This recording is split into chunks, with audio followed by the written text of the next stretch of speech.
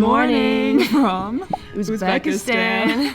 We just flew across the world from Paris all the way to Uzbekistan because we are fascinated by the Silk Road and we're going to attempt to travel along it for the next 10 days. That's insane. That's crazy. We are in Uzbekistan on a mission. Partially, we just saw it on a map and we were like, I have never thought once of traveling there. I've never met anybody who's gone to Uzbekistan. No, most of my friends don't even know where it is on a map. So like, this is probably the place for us to go, right? We're also history buffs. I got my master's in Middle Eastern Studies. We are here to kind of explore the idea of like East meeting West right here in Central Asia. And we're starting off in Bukhara, which is one of the major trading hubs back on the peak of the Silk Road. It was like the perfect place to start. We did a little exploring yesterday, but today we're doing like a proper grand tour and really trying to get into like the history of each area. So stay tuned for the next 10 days as we travel along the Silk Road. We're starting in Bukhara and then we're taking a train tonight to Samarkand, and then I believe we train to Tashkent where we then fly to Kyrgyzstan. So let's go start the tour and learn about Bukhara. Sounds good. Let's do it.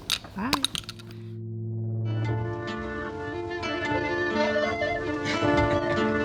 I've entered into a world of beautiful sounds.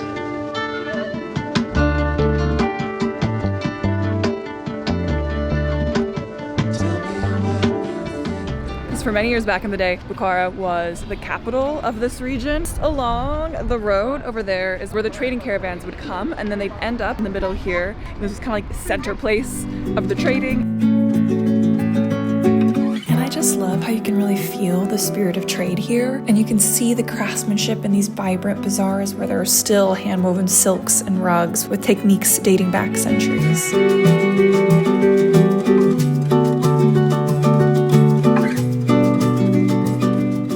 The Silk Road wasn't a singular road at all, actually. It was a vast network of trade routes stretching from China to Europe, and Central Asia was at the heart of it all. It began around the 2nd century BC when the Han Dynasty in China opened trade with the West. For over 1,500 years, goods, ideas, and people flowed through these routes. Cities like Samarkand and Bukhara became these powerful hubs of commerce and melting pots of people where Persian, Arab, Turkic, Mongol, and Chinese influences all came together. A major turning point came in the 1200s when Genghis Khan and the Mongol Empire conquered much of Central Asia, created a unified empire, and made the Silk Road safer and smoother than ever. Despite its name, the Silk Road was way more than just silk. Gold, spices, even ideas like Buddhism and Islam traveled these routes and over time transformed the world. Algebra made its way from the Islamic world to Europe, tea flowed from China to Britain. These exchanges even helped spark the European Renaissance by bringing in new knowledge. And none of this would have worked without local people. Uzbek and Kyrgyz nomads were essential guides and protectors of caravans. In rugged terrain where camels struggled, local horsemen would lead the way and kept the road moving. It was around the 15th century that the Silk Road began to decline when the Mongol Empire fractured, but today, its legacy lives on. It's evident in Central Asia's vibrant mix of cultures and traditions and echoed worldwide.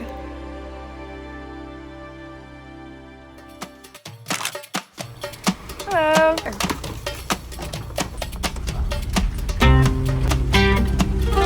It is a whopping 95 degrees Fahrenheit. Taxis, at least this taxi, does not have an AC. Now we're on our way to the train station and head off to the summit. Very classy, honestly.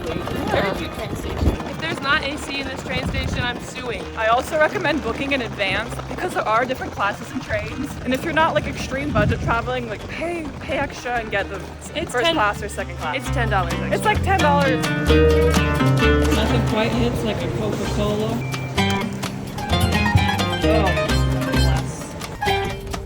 The train's actually so nice. This feels like I'm on the Amtrak. This is nicer than the Amtrak. Ever see transit? Never.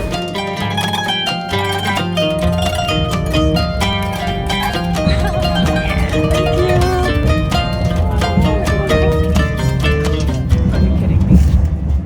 I'm obsessed with Uzbekistan. This man came out of nowhere with a ton of cold ice cream for like 50 cents. I said no, and then I said, actually, yes. on second thought. She said no, and I said yeah.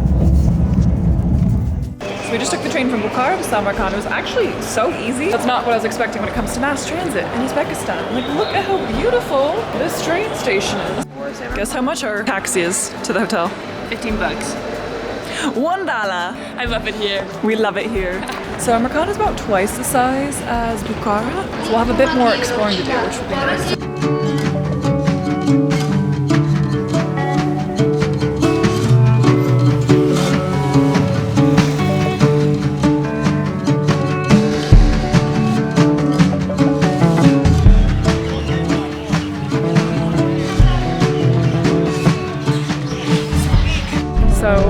got a bit settled at our hotel and we had to run to the one place that is the most recommended to watch the sunset, and that is Richness Square. I am in awe. I have no words. Look at this.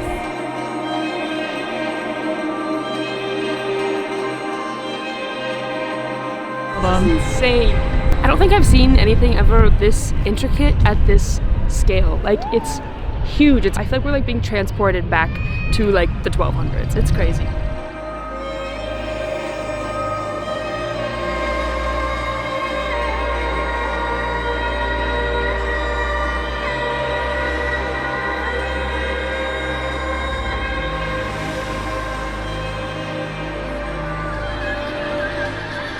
When the mosque breaks out into a dance party? Hey, don't mind if I do. Hello and good morning. Morning. We're very excited because this morning we're going to meet up with two local gals who are from Uzbekistan and are going to show us around Samarkand. The best way to visit a new country is when you have locals to show you around, because it just takes it to that next level. As tourists, you can do a deep dive on the history, but having locals show you around can actually show you like what it's like to live here today, which I'm equally, if not more, curious Exactly. about. So now we're gonna go meet with them at this local mausoleum. Let's go.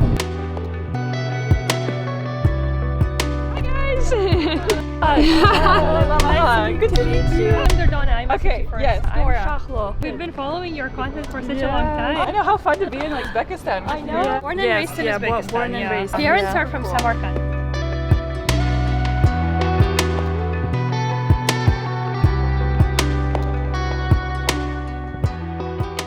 Whenever we would visit Samarkand, you would come to places like this, madrasas, make a certain donation, and then make a wish. It's believed that your wish is going to come true. They have like a very high spiritual power. And did it work for you guys? Yeah. Everything that we wished, it actually came true. What am I gonna wish? I know. Alright, should we try?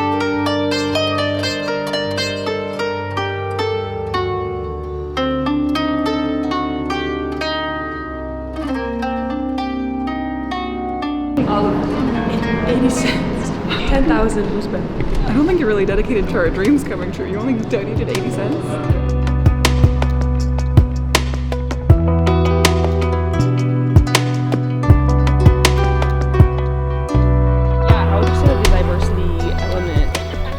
Diverse, and it comes from during the Soviet Union, and after the war Uzbekistan hosted a lot of refugees, so we're kind of known for being very hospitable. After the war with Ukraine and Russia, lots of expats started moving to Tashkent, Samarkand. Is there much like cultural like tension? Maybe religious a little bit, but in terms of cultural acceptance, people are very open-minded.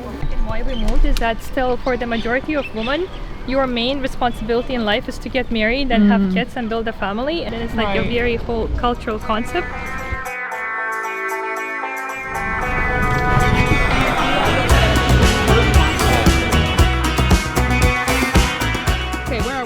We are at the biggest bazar of Samarkand. It's called Siob Bazaar. It has fruits, vegetables, everything you need. It dates back to the Silk Road, right? Yes. Like, this has been around for a very long time. Yeah, one of the oldest ones as well.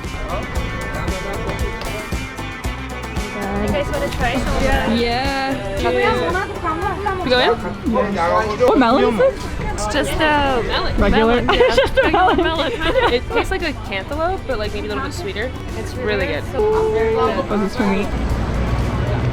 Good? Oh, that's nice. That hits the spot. So sweet, it's like filled with sugar. You can try anything you want. That's so nice. Ask and then you can try anything. We usually eat it with the salt. The sour one. Oh, that is very sour. Does this one have a name? Kok Sultan? Yeah. Kok Sultan.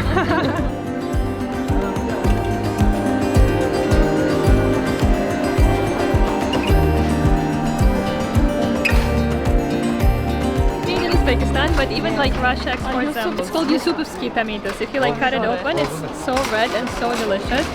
We can ask her to try. I don't think I've ever. Just go for it. Oh wow. Tastes like It's so good. Your turn. Yeah, never have I ever taken a bite out of a tomato. Here you go. Yeah. Let's try this in the US. Oh my god. That's so good. Normally I don't like tomatoes. That's amazing.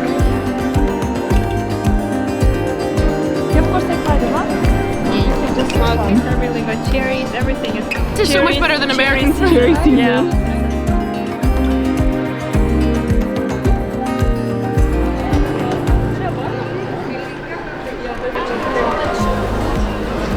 smells so good. It's called zira. How do you say it in English? Ooh, that's cumin. Yeah, cumin. And we put it in every meal we make. I picked up this mountain tea, and it's full of all these like local plants and herbs that they literally picked straight from the mountain. Jordana was saying there's no such word as like organic here because truly everything is so fresh and like straight off the farm, or in this case off the mountain. Also, this was 20 cents.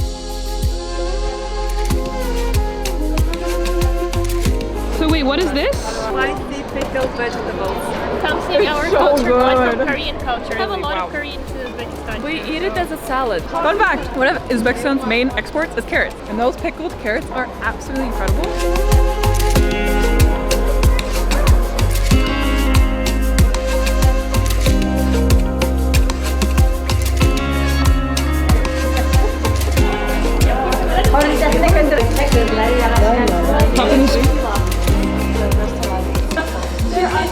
If you guys are single. No. This is the most common question we get in Uzbekistan, if you're married or not. Only one single son. She's trying to get married off. Is her son tall enough? Can take him back to America with you. Take him back. They're asking why would you twist your eyebrows if you're not married here? Because in Uzbekistan, by religion, you are not supposed to like twist your eyebrows if you're not married. I should be having a unibrow right now? Yeah. Is this why all the ladies have such good eyebrows? Yeah.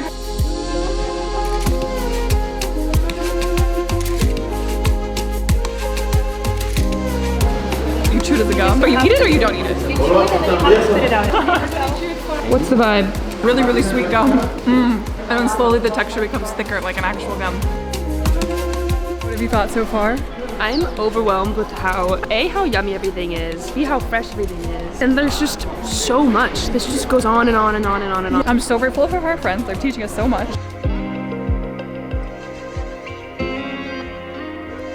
It's like the average age that someone would get married. 18. It's getting better now. It's especially in the city. So people actually do have like love marriages. But 10 years ago, when we were leaving the country, almost like 90% of the country would do arranged marriages. Just like the lady tried to say. Yeah, Sage almost got married off. It was more progressive. Like our dad kept saying us from our young age that, oh, you guys need to get an education and you'll do whatever you want. And there is a huge split in the society. Like people like top 5-10% who are educated, building businesses, and the majority, like 90%, are still living. Yeah. In what ways have you seen the country change? Positively surprised. Very open, very cultured, lots of expats, and so many opportunities for like small and mid-sized businesses. A lot of people started moving back, like a lot of Uzbeks started moving back from the US to Tashkent.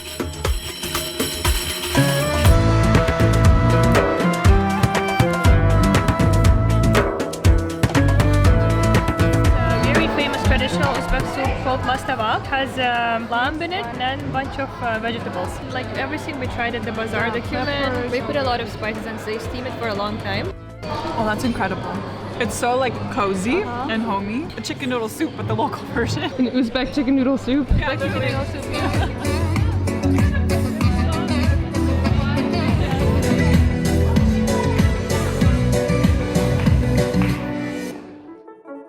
And the journey continues.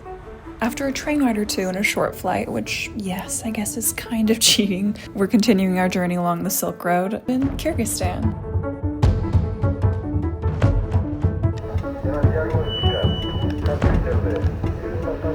Hello, good morning from Bishkek, Kyrgyzstan. And we're about to leave on a 5-day trek throughout the wilderness of Kyrgyzstan. Me too. I'm feeling very ready for some nature. For it not to be 100 degrees out. We have a tour guide for this. Let's go.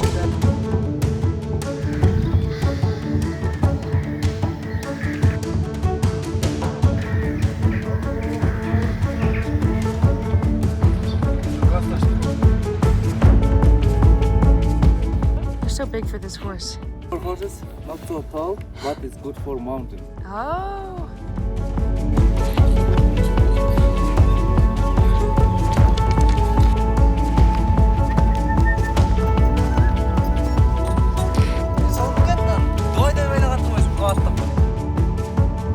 So we're resorting to the iPhone because it's a bit difficult to film on a horse. So let's go.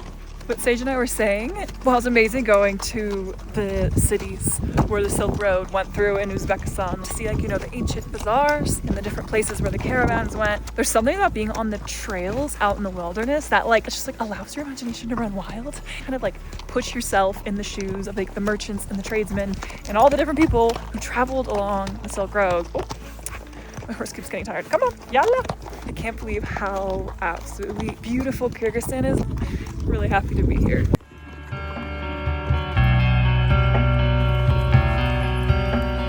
Iris is replacing me.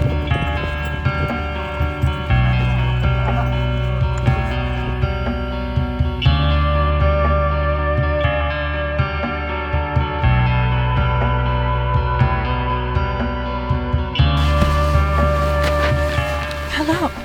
From our yurt along Songkwo Lake in this beautiful, vast expanse of fields and sloping hills, and you see these snowy mountains off in the distance. But thank goodness for it, because we went up a lot in terms of elevation gain and have dinner. There are a few other travelers. We're only Americans we've met between here and Uzbekistan, and I'm really grateful to be here. After taking the horses back down the mountain, we're heading on a multi-day road trip to see more of Kyrgyzstan, which there will be a more extensive YouTube video coming soon. And today we're driving about a 4-hour drive to see one more historical Silk Road site.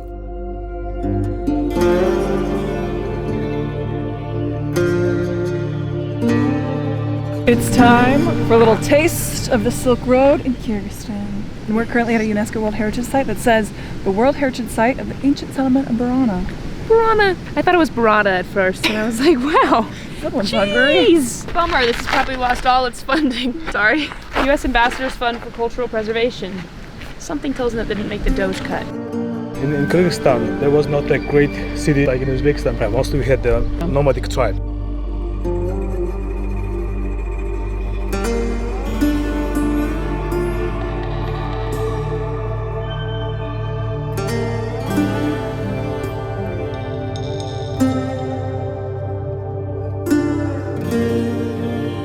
Howdy. From the Great Barada Tower.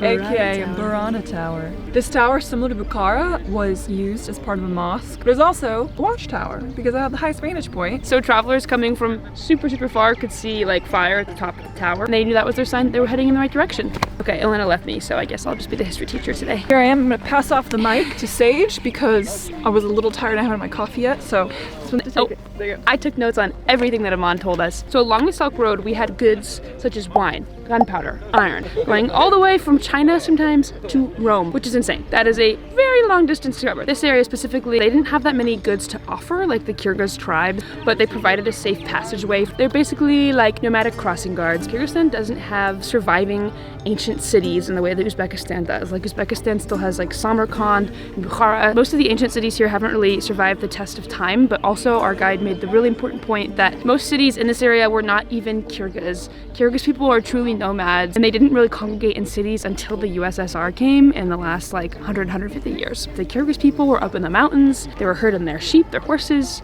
their cows, and I think that just makes this area really distinctive and so interesting from a historical perspective. So Elena, I'm handing the mic back to you. wow, look at that. We have a historian on our hand. Thank you. Thank you. It's fascinating to see and kind of imagine all the different travelers who have crossed through these plains and through these different cities. And now here we are, doing it in the modern day to see how we're all quite connected after all, aren't we?